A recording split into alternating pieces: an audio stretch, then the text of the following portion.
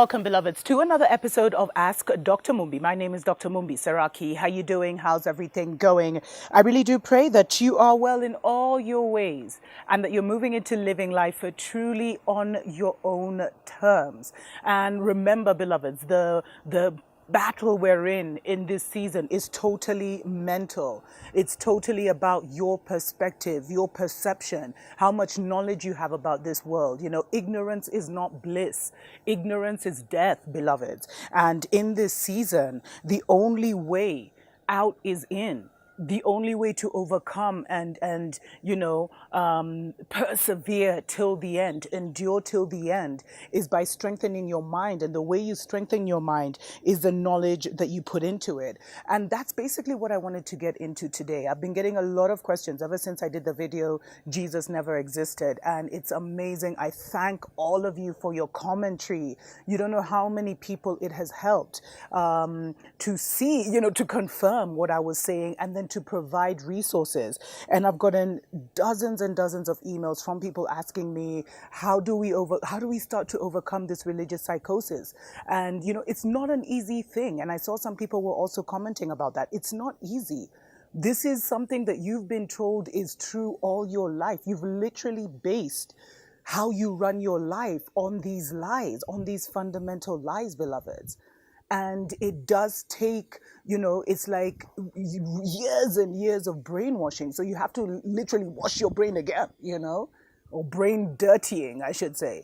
And so it's now to cleanse yourself of those thoughts, because I think we take for granted the amount of damage these limited beliefs have had and the impact they have had on our story as a global melanated people, our liberation story, our independence story, and why it has been so easy for the enemies of our souls to move from like colonialism to neocolonialism. I mean, why is there so much emphasis on controlling the narrative?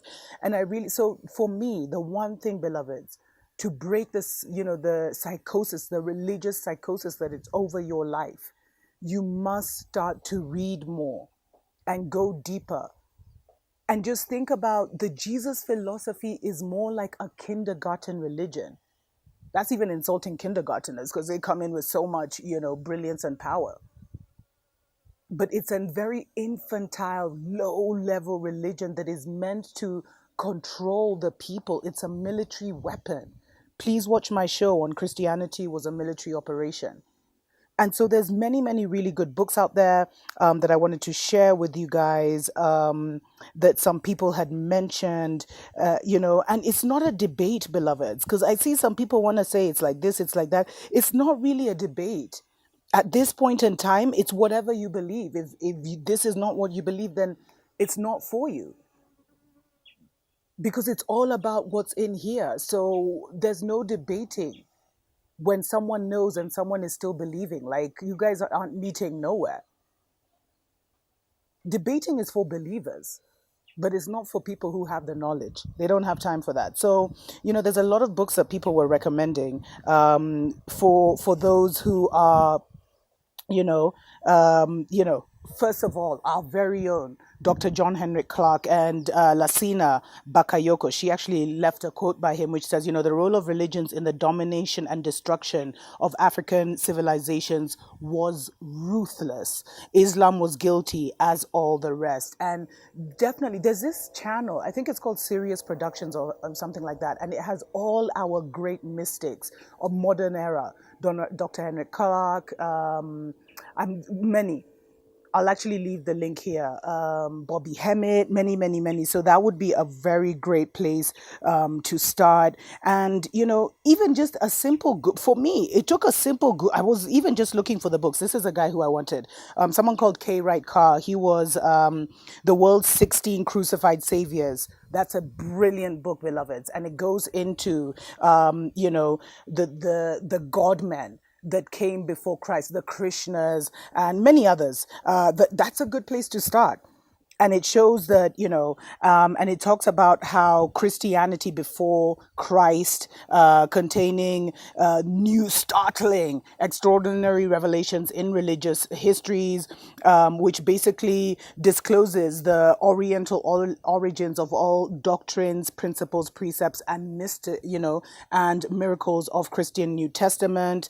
So it talks of, Krishna, Buddha, Tammuz, Jesus, Witoba, etc., etc. All these who were like godmen, who had the similar characters. And if you remember in that video, I said they took these stories, these narratives that were all over the world, where godmen and godwomen had come amongst us, and they made those, and they created one prototype, because Jesus was a creation of the imagination, beloveds.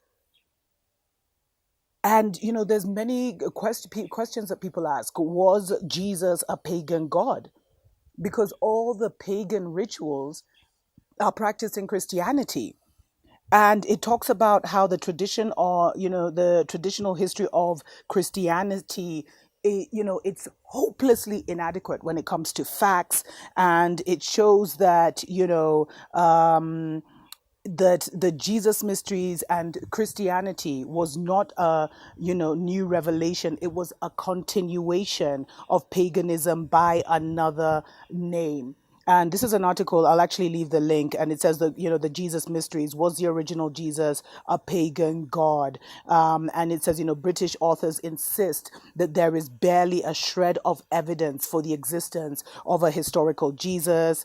And it says, the stories tell about Osiris, Dionysus, and it's very similar.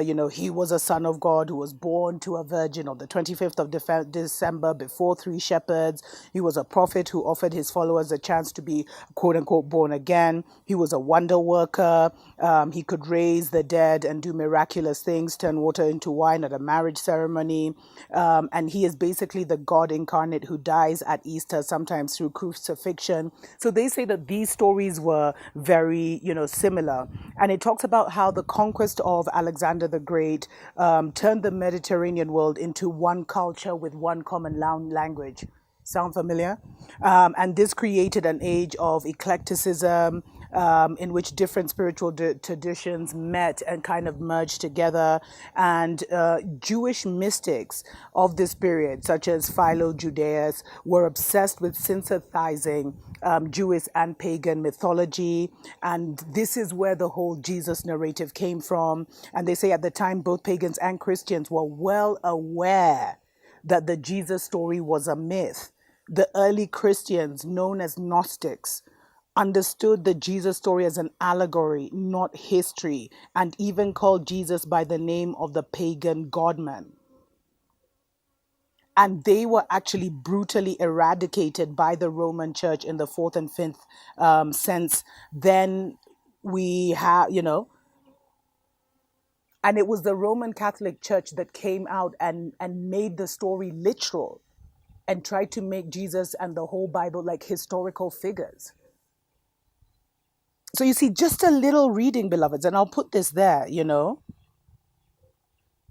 you see, for the original Christians or the Gnostics, the whole Jesus myth was about initiation.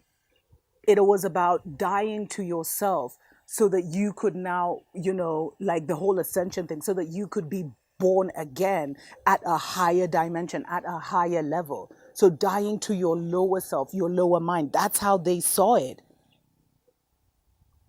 But, it never existed, but it's so central to Western culture that it's hard to even question his existence. And, the Roman Catholics did a great job of even creating this image of him with the beard and and the long wavy hair. Whereas even in the times when he was said to have existed, long hair was like an abomination, and most people were clean shaven. I mean, it's just like the lies are so many. So break this lie in your own life, beloveds, by just doing a bit of research. A lot of research. I'll leave a few links below. Please, if you have any links, go ahead and leave them, or even just go through the commentary of the previous video I did, Jesus Did Not Exist. It's a really, really important first step, beloveds, to walk yourself out of the maze. And I always recommend, if you're really deep in the religious psychosis, start with Pastor Stephen Darby. He at least started to explain to us that we were like the global melanated planet. We were the global melanated people. So any scripture was about us. We were the chosen people. So, I mean, start there and then walk yourself out of the maze. As I said, debating is for believers.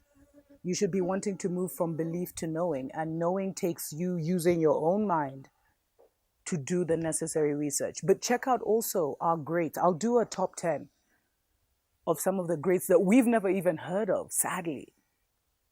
You see, before it was excusable for this to happen before because we didn't have access to this information. But now we're in the information age. So knowledge is power.